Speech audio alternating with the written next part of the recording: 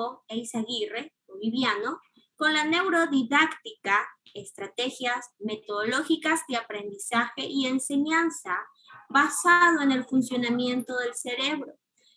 Él es profesor titular en la Facultad de Ciencias Sociales y Humanísticas en la Universidad Autónoma Tomás Frías, Bolivia, profesor de posgrado, niveles de doctorado y postdoctorado, Universidad España de Durango, México, profesor invitado de posgrado, Universidad Nacional Siglo XX, Bolivia, y miembro del Comité Académico de la Asociación Peruana para el Desarrollo de la Educación Técnica y Tecnológica, ADTEC, en Perú, la Asociación Educativa Global, en Perú, y antigüedad laboral como académico en la Universidad Autónoma Tomás Frías, con 15 años, entre otros logros.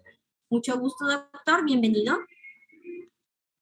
Muchas gracias, muy amable por la hermosa presentación. Un saludo especial a todos los participantes de esta hermosa actividad, el primer Congreso de Neuroeducación, auspiciada por la Universidad Tecnológica de Israel, la Universidad de Jaén de España, la Asociación Educativa Global del Ecuador. Un saludo muy especial y muchas gracias por permitirme este espacio para compartir sobre esta temática que es muy importante, que de algún modo fortalece y debemos fortalecer nuestra educación a partir de estas nuevas tendencias. Un saludo muy especial en esta tarde lluviosa desde Potosí, Bolivia. Les comento que aquí una lluvia toda la tarde, así que un abrazo fraterno para cada uno de ustedes. Si me permiten, voy a compartir mi pantalla para poder a ver un momentito.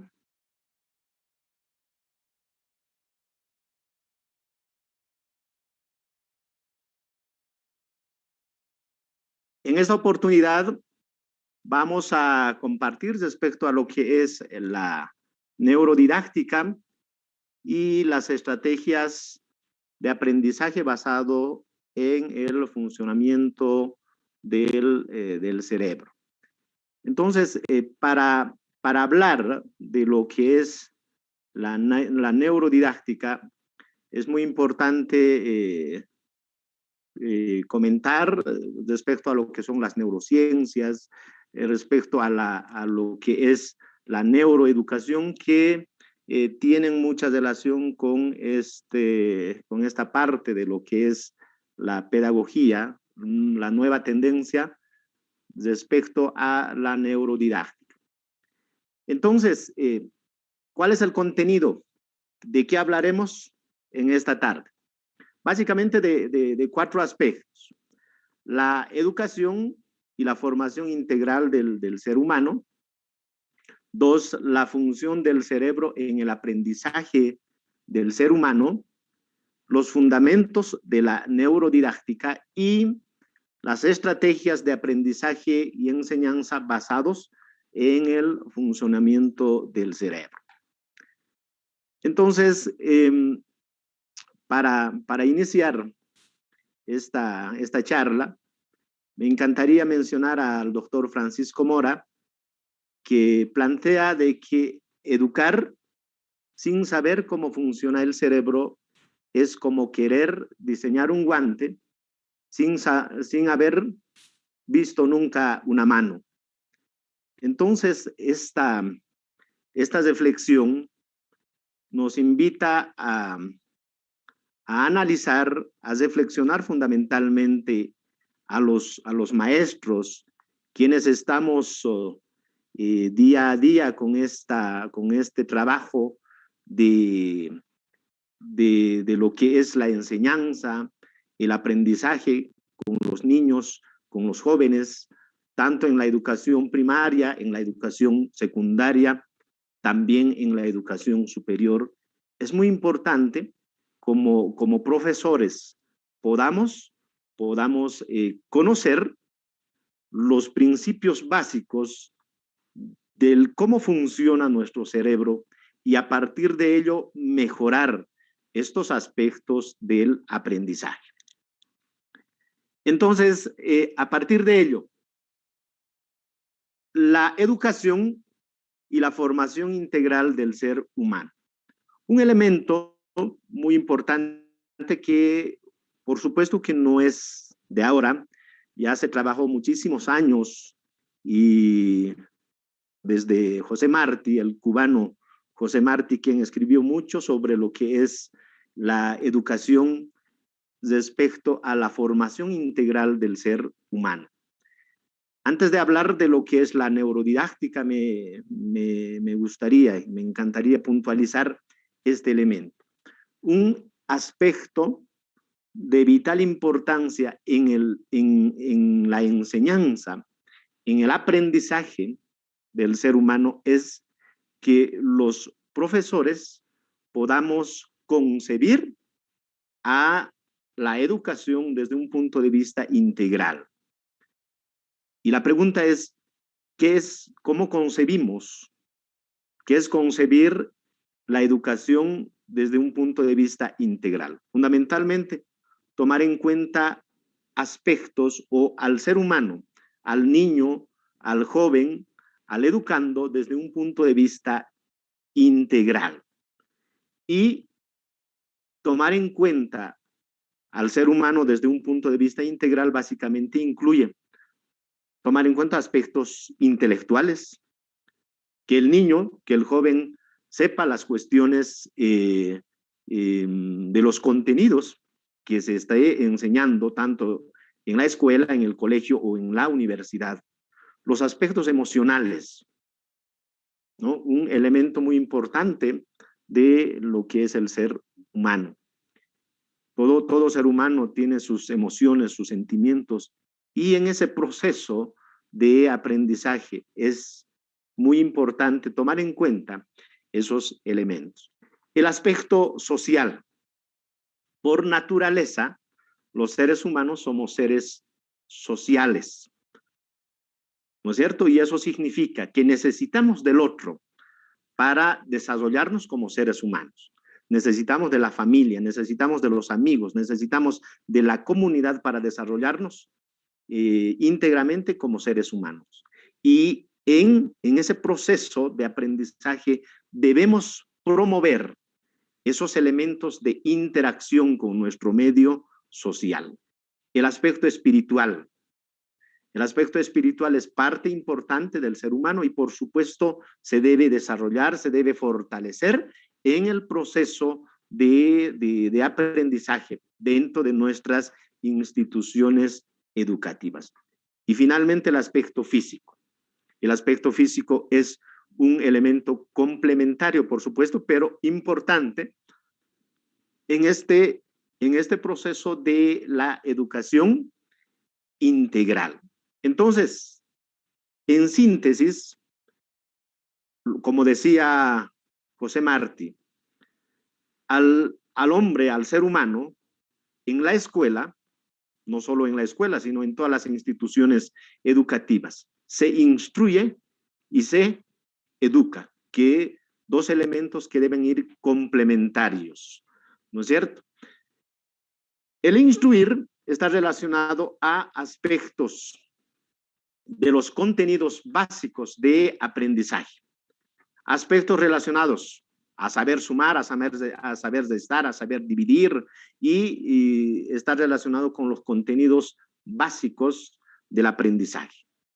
El aspecto de educar está relacionado al conjunto de valores, como por ejemplo la solidaridad, el respeto, el trabajo en equipo, cuestiones que son importantes en el proceso de la educación. Entonces, queridos amigos, es muy importante tomar en cuenta en nuestro cotidiano labor como educadores, como profesores, este aspecto. La educación debe ser integral. No solo el profesor debe dedicarse a enseñar el contenido de su asignatura o de su materia, sino también es importante a ese ser humano tomar en cuenta los elementos, el conjunto de valores que hacen al ser humano. Miren, en la actualidad mucho se habla de la calidad educativa, se habla de la calidad de servicios, se habla de la calidad de la tecnología, etcétera. Pero si nos damos cuenta, muy poco se habla de la calidad humana, ¿no es cierto? Entonces, es un desafío para cada maestro llevar a la práctica esta práctica educativa de una manera integral, desde un punto de vista intelectual, emocional, social y espiritual. Formar, en otras palabras, seres humanos. En la universidad, por ejemplo, no siempre abocarnos a formar excelentes profesionales, sino en esa excelencia profesional también tiene que estar la calidad humana, ¿no es cierto? Muchas veces, en muchas de las instituciones, hablando de la educación superior, nos contratan por nuestra capacidad y nos despiden por nuestro carácter, ¿no es cierto? Entonces, son elementos muy importantes que hacen la educación integral. A partir de ello, ahora ya hablando de lo que es la neuroeducación, ¿cuál es la función del cerebro en el aprendizaje?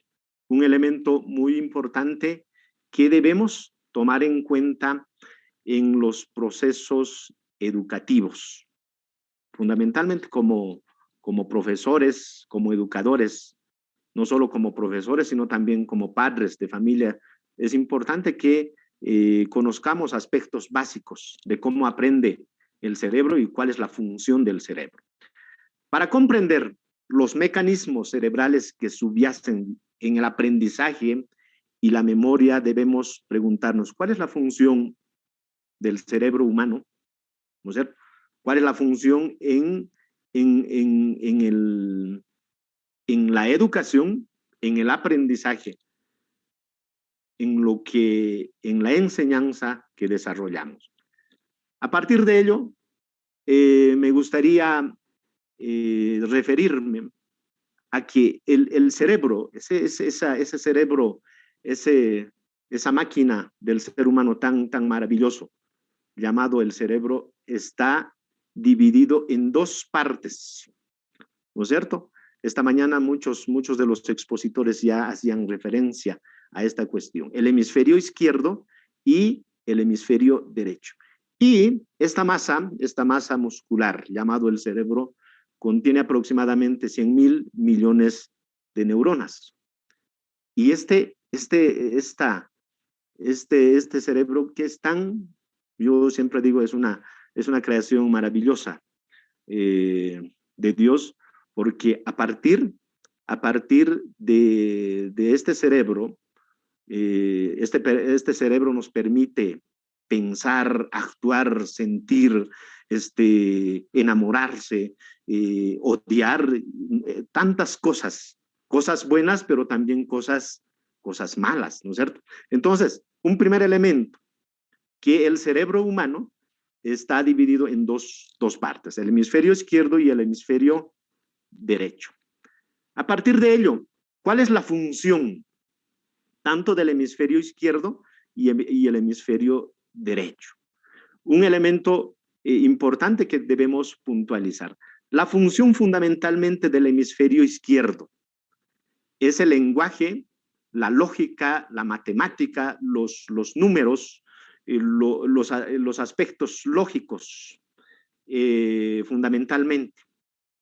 y del hemisferio derecho está relacionado a la música, a las emociones, al espacio, a lo emocional, a la amabilidad, fundamentalmente.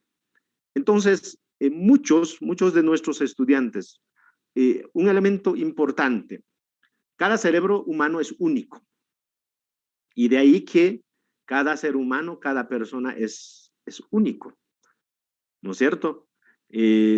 Por más que seamos hermanos, pero somos seres tan distintos, ¿no es cierto? Que tenemos nuestras potencialidades, pero también cada ser humano tenemos nuestras debilidades. Y de ahí que muchos de nuestros estudiantes, muchos tienen más desarrollado uno de los hemisferios. Eso es normal. Eso es normal. De ahí que a alguna gente más le gusta, más tiene tendencias a las matemáticas, a la lógica, al cálculo, pero mientras otras personas somos, me incluyo, somos más emocionales, más sentimentales, ¿no es cierto? Entonces, son elementos muy importantes que debemos tomar en cuenta a la hora de realizar la práctica educativa. Entonces, a partir de esa breve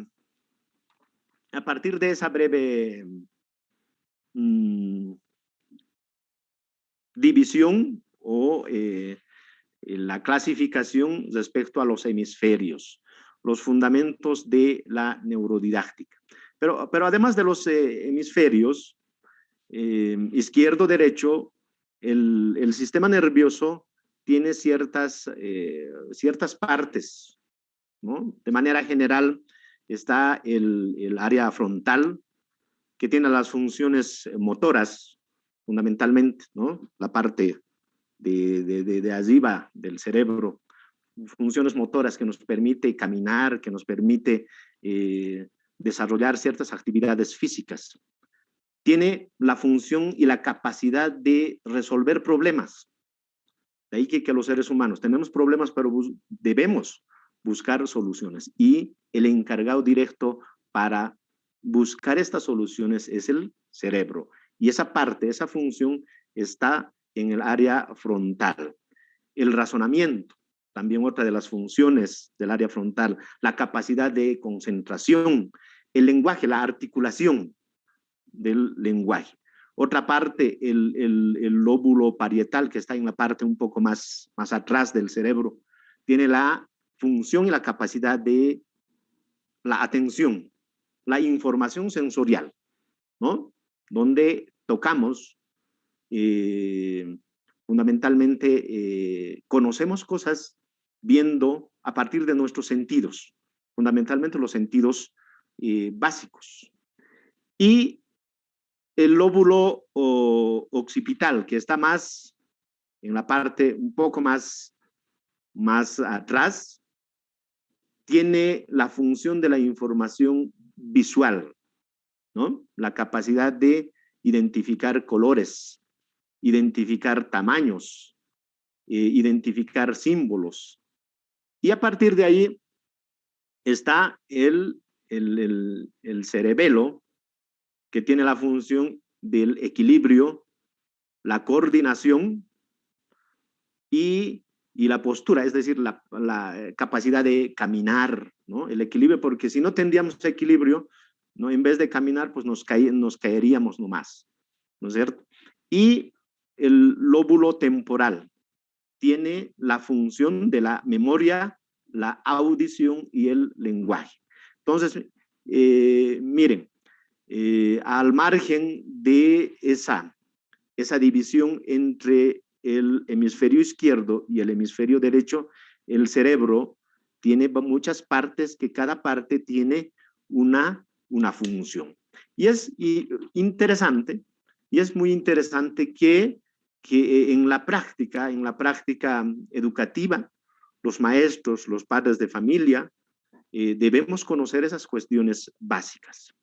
Muchas veces, esta mañana, algún expositor decía que hay que quitarnos esa cuestión de que lo neuro solo está dedicado o está para los neurólogos, ¿no es cierto? No siempre es así, sino que debe estar relacionado también con los aspectos educativos y por lo tanto la función y la responsabilidad de cada maestro, padre de familia, de saber estas cuestiones básicas. Y por supuesto, esa es la función de lo que es la neuroeducación.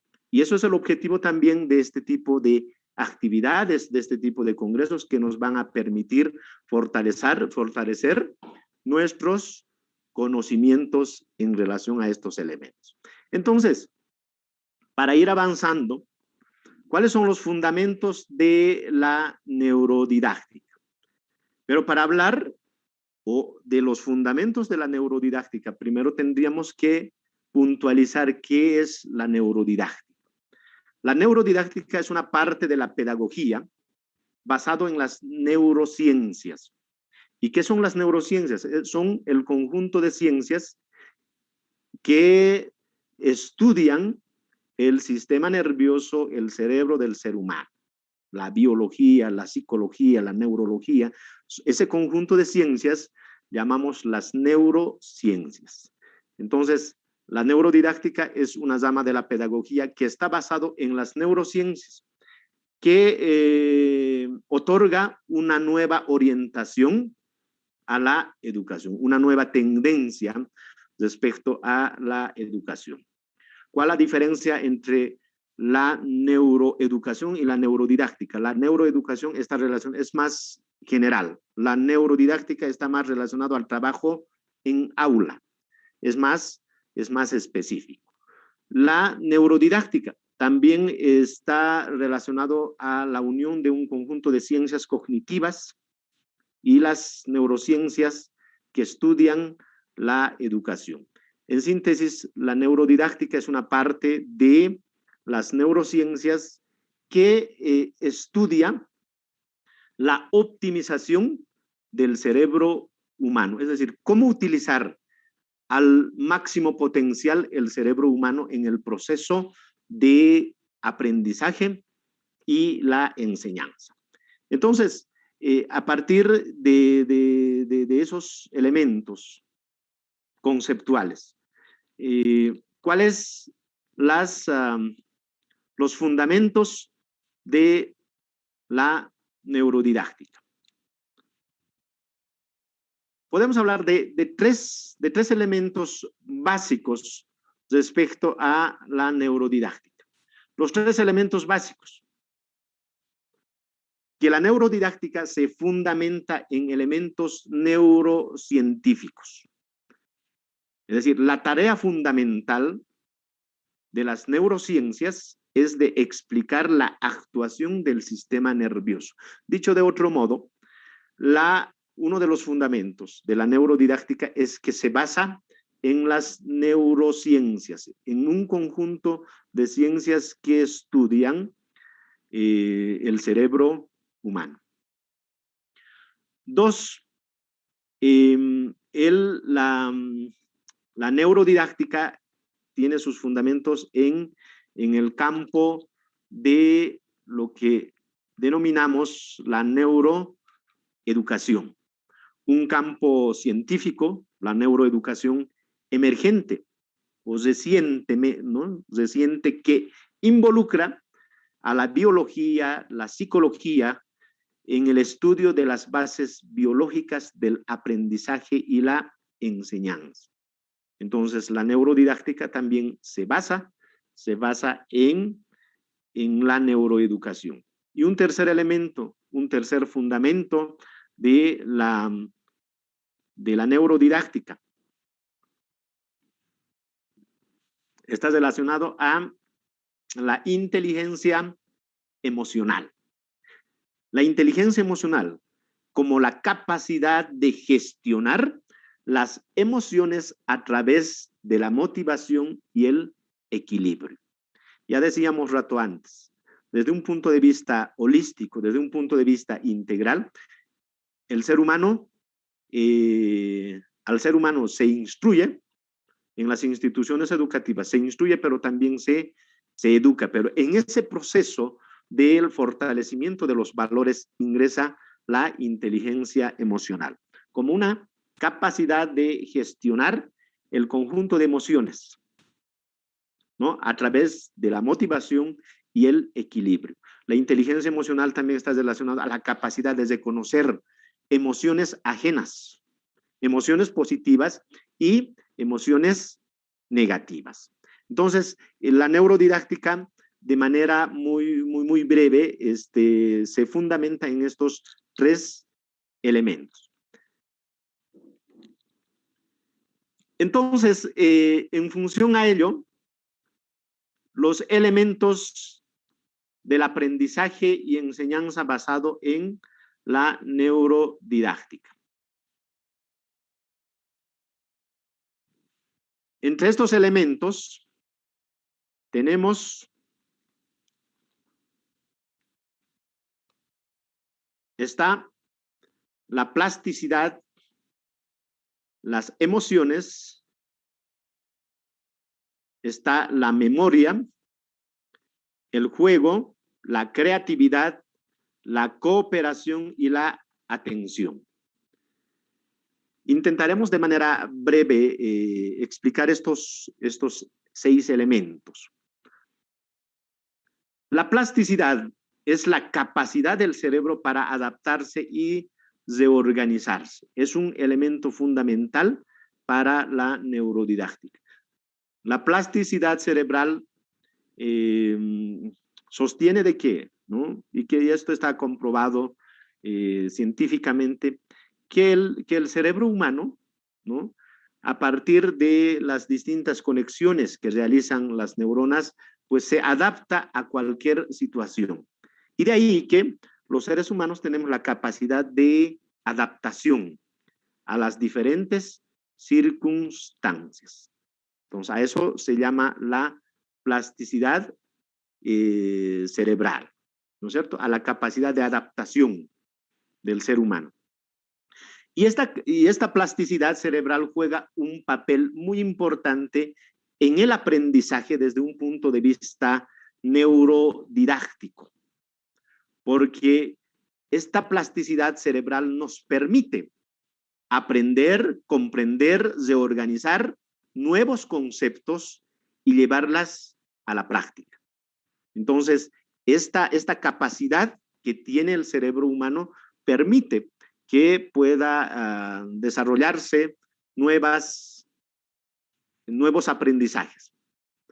Y estos aprendizajes se desarrollan a partir de nuevas conexiones neuronales que se desarrolla en el cerebro humano, ¿no es cierto? Es muy interesante esta cuestión. Esta mañana ya muchos de los expositores hablaban. Las neuronas generan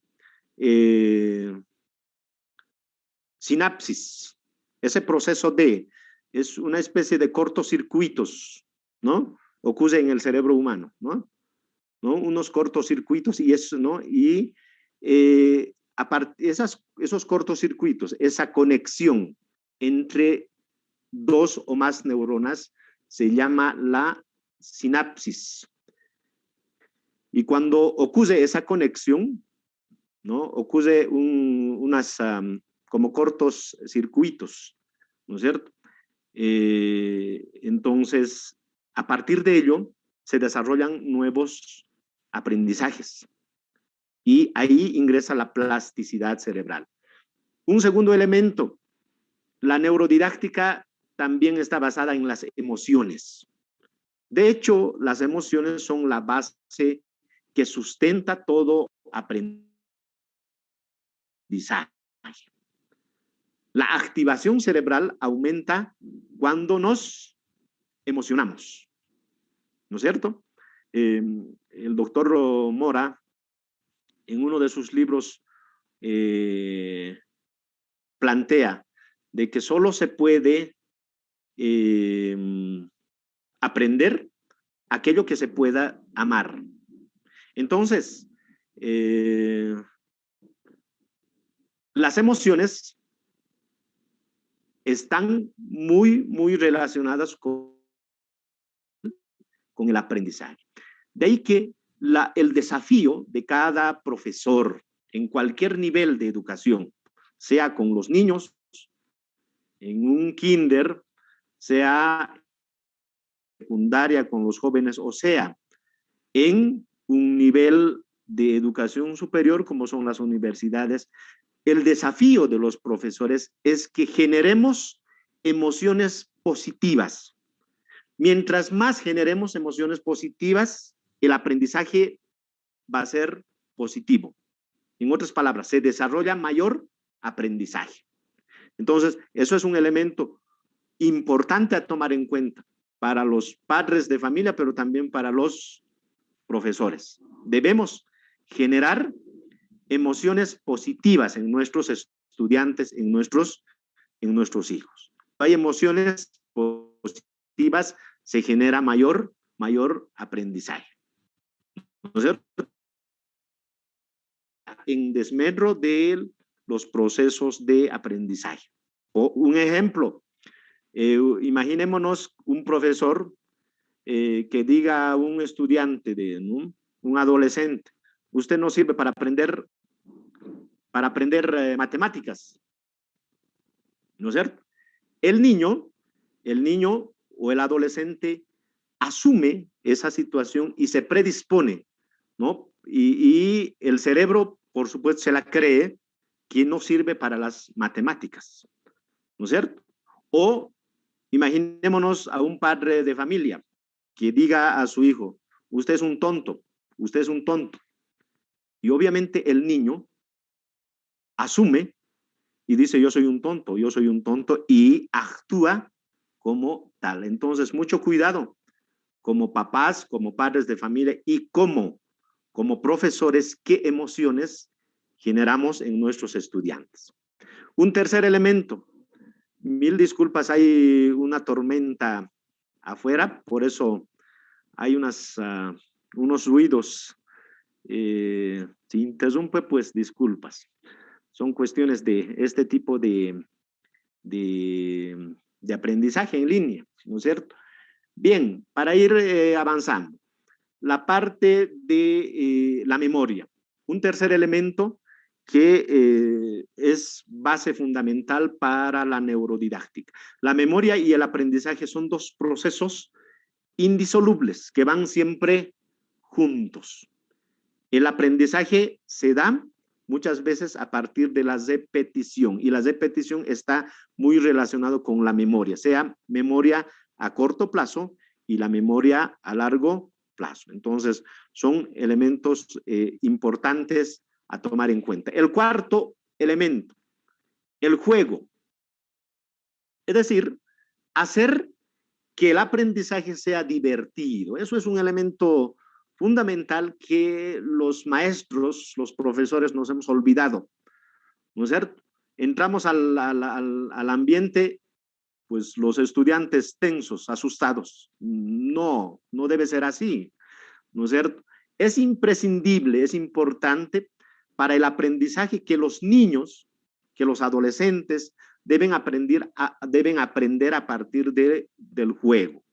Entonces, hay que implementar ciertas estrategias dentro de nuestras clases para que nuestras clases sean más divertidas, ¿no es cierto? Y que en esa diversión que nuestros estudiantes puedan desarrollar su aprendizaje. Un quinto elemento, la creatividad.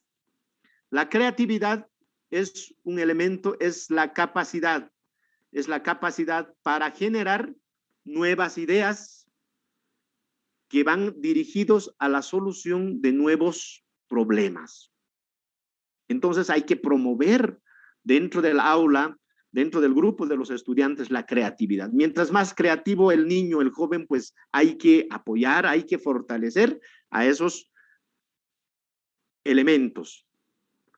¿No es cierto? Pues, no se debe truncar la creatividad. Y finalmente la cooperación. La cooperación entendida como el trabajo en equipo, el trabajo colaborativo, va a favorecer a las buenas relaciones y va a incidir de manera positiva en el aprendizaje.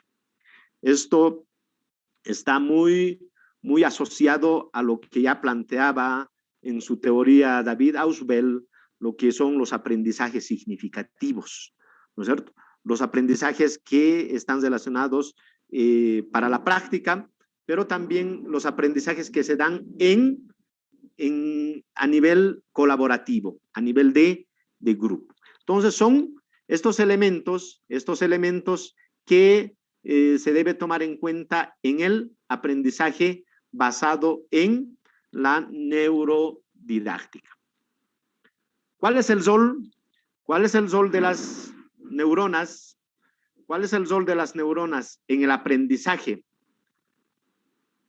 humano? Ya Zato antes decía, los contactos funcionales entre las neuronas, ¿no? Se llaman sinapsis, ¿no es cierto? Aquí podemos ver una neurona y que tiene, ¿no? Una conexión con otra neurona. Y ese proceso genera aprendizajes, ese proceso genera nuevas ideas, ese proceso genera también procesos de fortalecimiento, por supuesto, en el aprendizaje. Entonces, un elemento importante de las neuronas es que contribuyen al desarrollo del aprendizaje a partir de estos procesos de sinapsis y procesos de contactos entre una o más neuronas. Hace aproximadamente 50 años, Donald Hebb, un científico, descubrió de lo que a medida que aprendemos se forman nuevas conexiones neuronales, ¿no? Y a ese proceso se llama también la teoría Hebb. Entonces, en el aprendizaje, el profesor, el maestro, debe fortalecer a que se generen nuevas redes neuronales. Es un elemento muy importante que además es un desafío del profesor de generar nuevas conexiones neuronales. Entonces, el aprendizaje es una nueva relación que se crea entre las neuronas y recordar, mantener esa relación socialmente activa. En otras palabras, promover que existan más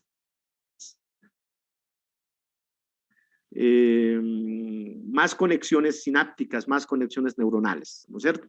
Y ese proceso genera nuevos aprendizajes. Luego, el aspecto de la plasticidad cerebral. La plasticidad cerebral. Los neurocientíficos han ido estableciendo muy bien que el cerebro tiene una capacidad única para desarrollar y cambiar las respuestas de acuerdo a las necesidades del contexto. Entonces, la plasticidad cerebral es la capacidad de adaptarse, ¿no es cierto?, que hace que el ser humano se adapte a las diferentes circunstancias. Entonces, la plasticidad cerebral juega un papel en el aprendizaje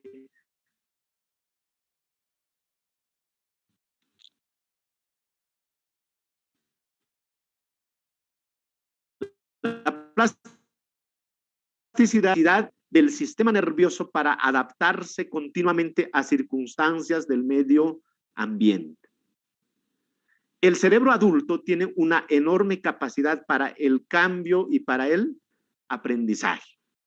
De ahí que se dice que el ser humano desde que nace, pues nunca deja de aprender, ¿no es cierto? Porque el cerebro siempre está activo, ¿no es cierto? Está activo y perceptivo a nuevos aprendizajes.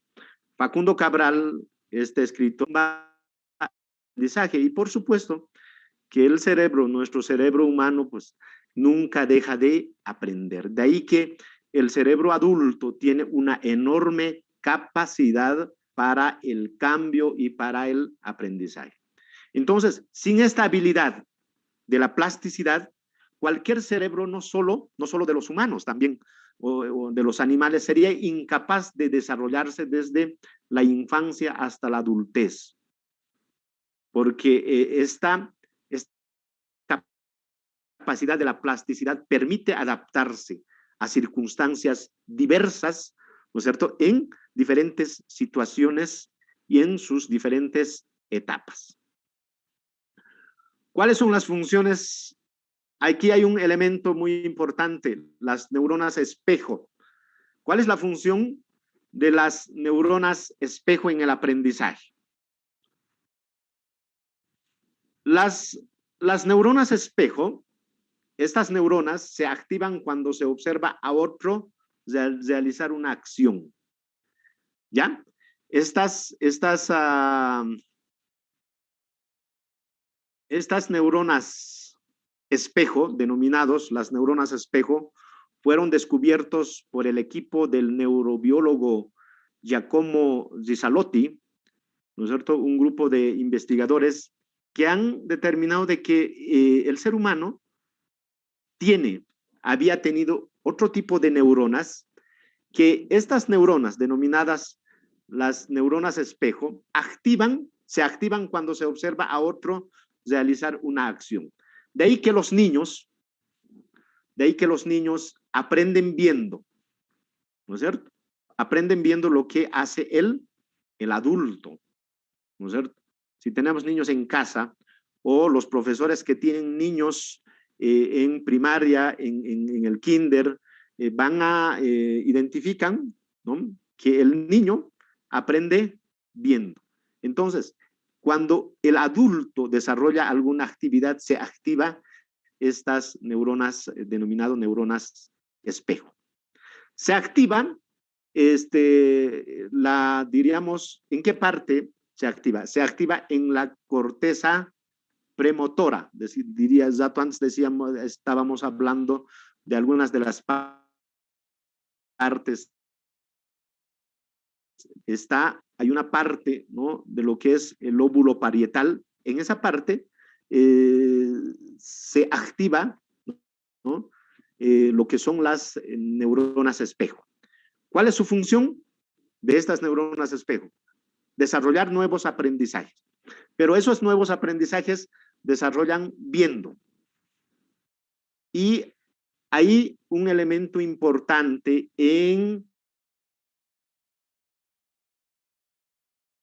¿no es cierto?, sea educación educación superior o la educación primaria, secundaria, ¿no es cierto?, que el profesor desarrolle ciertas actividades de práctica. No vale mucho la teoría, ¿no es cierto?, sino que llevar a la práctica la teoría. Entonces, cuando llevamos a la práctica la teoría y cuando el estudiante ve ciertas actividades que se desarrolla, automáticamente la teoría plantea de que estas neuronas se activan y por supuesto que contribuye a un aprendizaje. Hace el compañero lo que hace el maestro o viendo lo que hace el papá o la mamá en casa.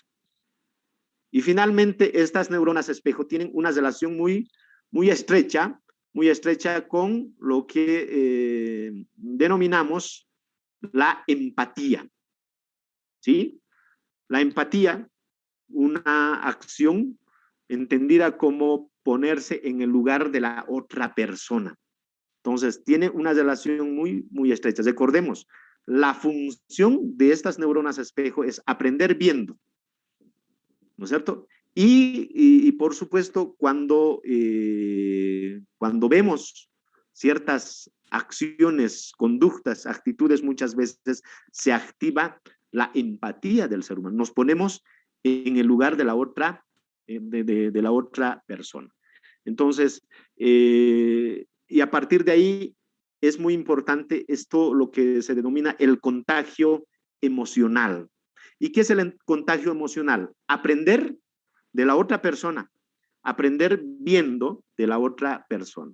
Entonces, y por supuesto que estas neuronas espejo tienen una influencia directa en el aprendizaje como las otras neuronas. Entonces, es un elemento importante a conocer, a puntualizar dentro de lo que es el aprendizaje.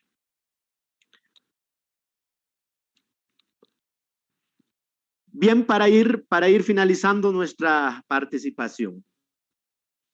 Las estrategias de aprendizaje y enseñanza basado en el funcionamiento del cerebro. Esto está muy relacionado a la puesta en práctica de la neurodidáctica, pero en el aula.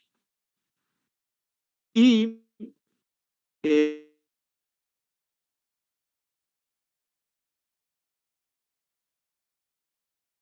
muy relacionado con aspectos que tienen que ver con la neuroeducación, con las neurociencias,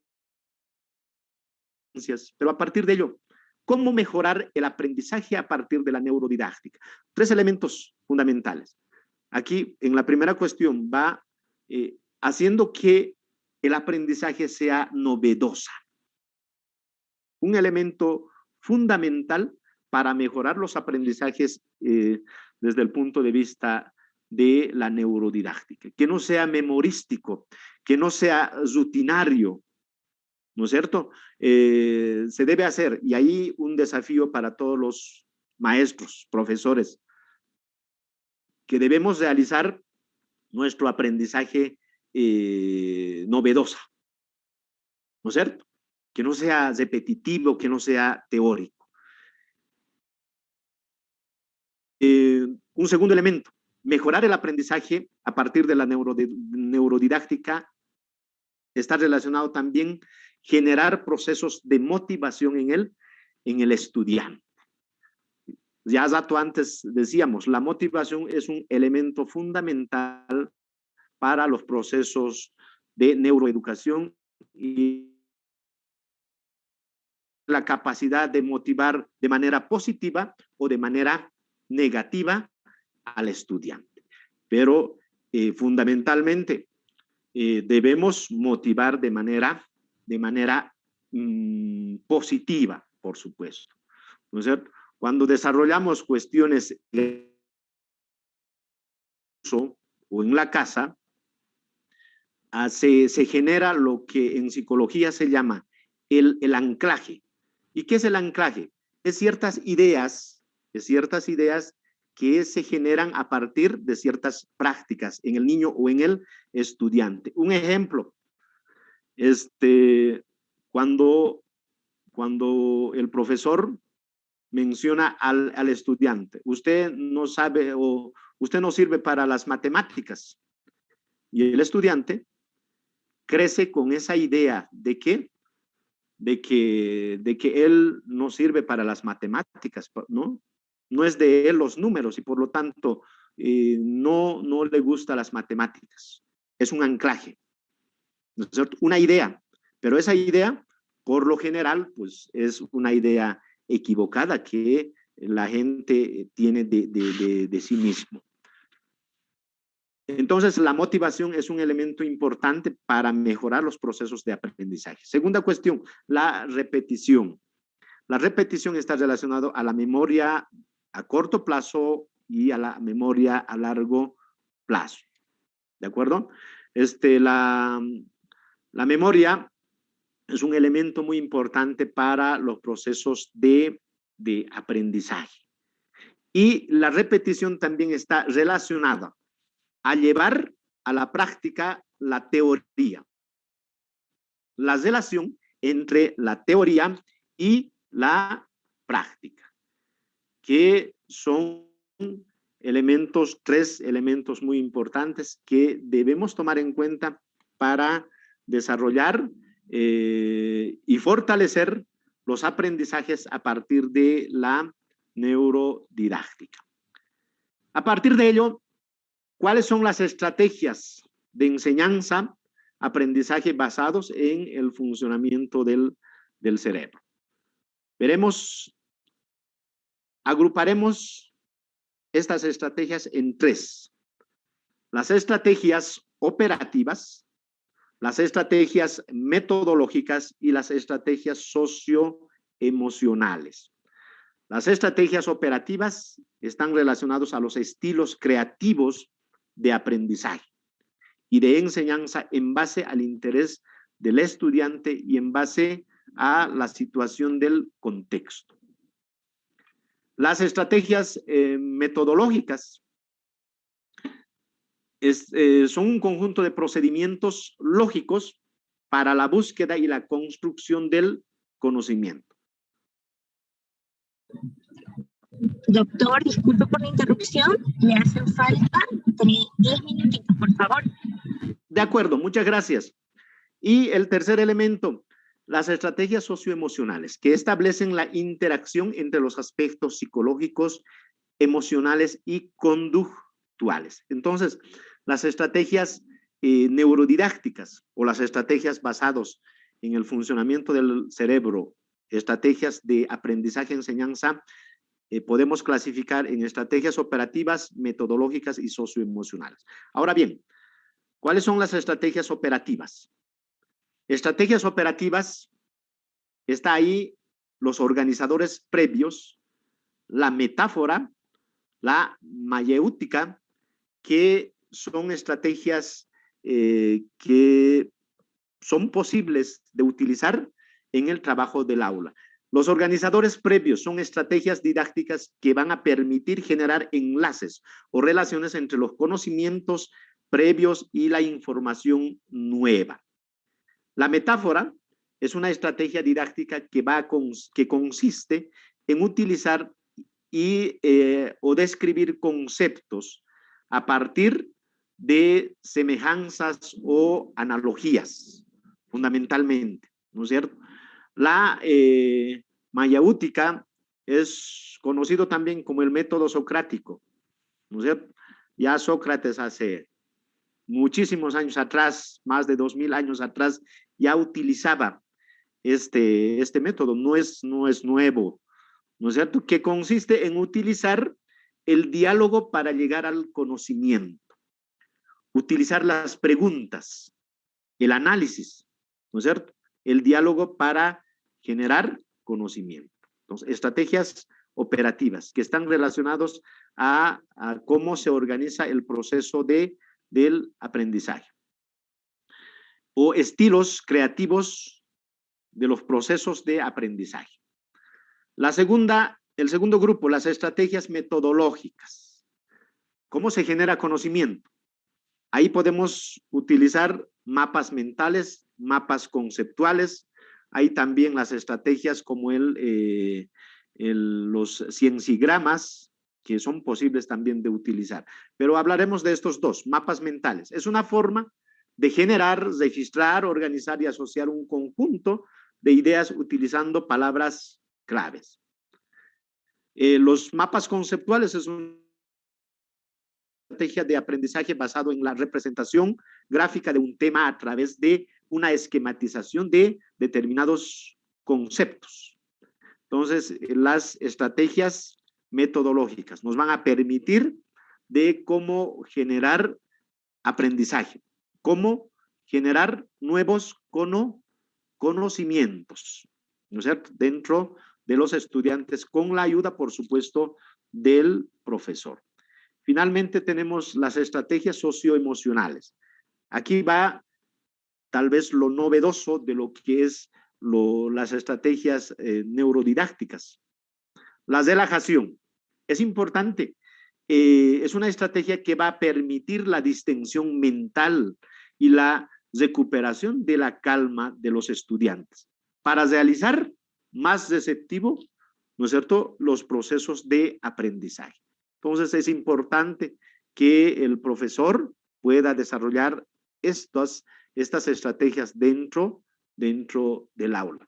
Está relacionado a no tensionar el aula, sino el aula tiene que ser un ambiente, como decimos, un ambiente relax, que permita los procesos de aprendizaje.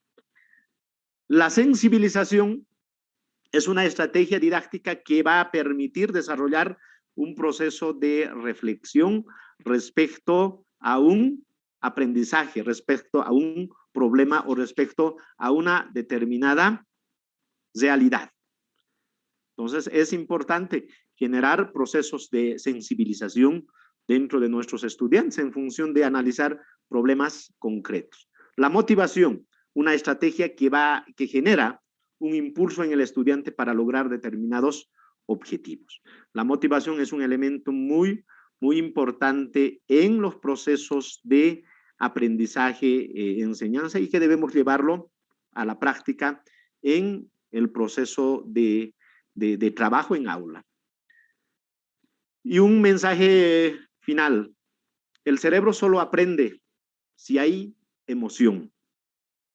Entonces, de ahí que desde el punto de vista de la neurodidáctica es muy importante generar emociones positivas en los estudiantes.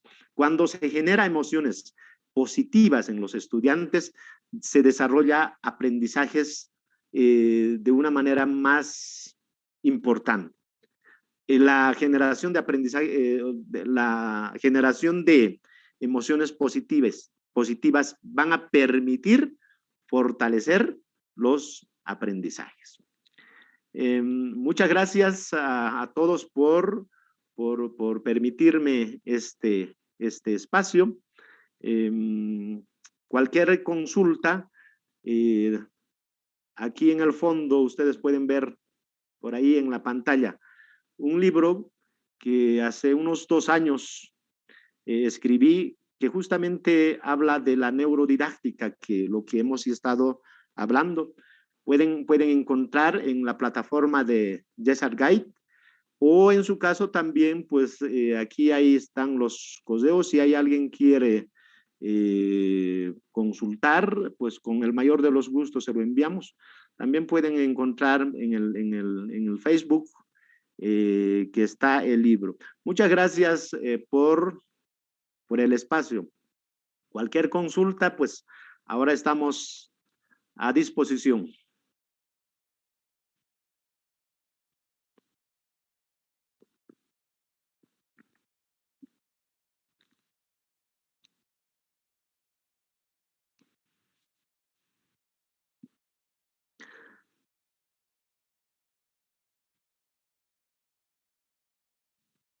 Permiso, estimado David.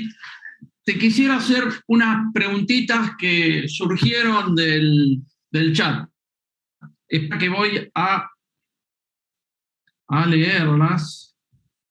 Espera que voy a leerlas. Acá tenemos. Primero, te agradecen diciéndote que es una excelente ponencia, pero vamos a una pregunta. Qué importante conocer la estrecha relación que existe la neurodidáctica con la educación y el cerebro del ser humano. Felicitaciones, excelente exposición, doctor David Ocampo. Saludos desde Ecuador. Entonces, vamos a ver, ¿qué importancia tiene la relación entre la neurodidáctica y la educación? Es decir, marcanos 3 puntos importantes de la aplicación de la neurodidáctica a la educación. Por favor. Muchas gracias, estimado Claudio. Gracias por la pregunta. Por supuesto que existe una relación muy importante entre la educación y la neurodidáctica. Un primer elemento, porque la neurodidáctica, por un lado, permite desarrollar emociones positivas, sea a partir de un conjunto de estrategias como la motivación dentro de los procesos de aprendizaje.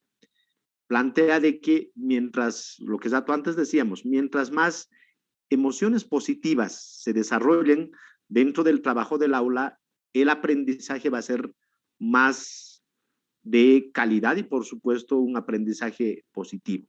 Ahí el desafío de los profesores que debemos desarrollar esas emociones positivas dentro del aula en nuestros estudiantes.